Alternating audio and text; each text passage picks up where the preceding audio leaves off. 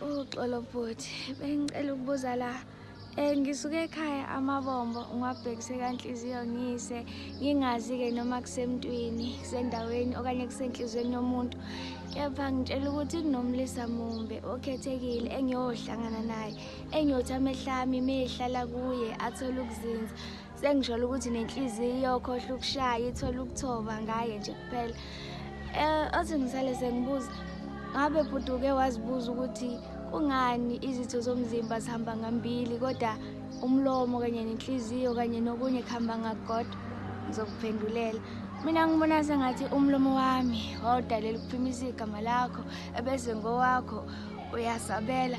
Ngiqonda ukuthi emigqeni eyi-14 yenkondlo uwena owakho imigqa eyi-7 uyihayele mina ebese eyi-7 ngiyihayele wena. Usho ukuthi awungizwa? Ngisholo ukuthi eyami inhliziyo idalela ukugidagida sigqisinye kanye neyakho. Engikushoyo lana ukuthi umlisa le ngikhuluma ngayo okhethekile wena. Siphethe lezi zisho soqolekazi. Thina enzo.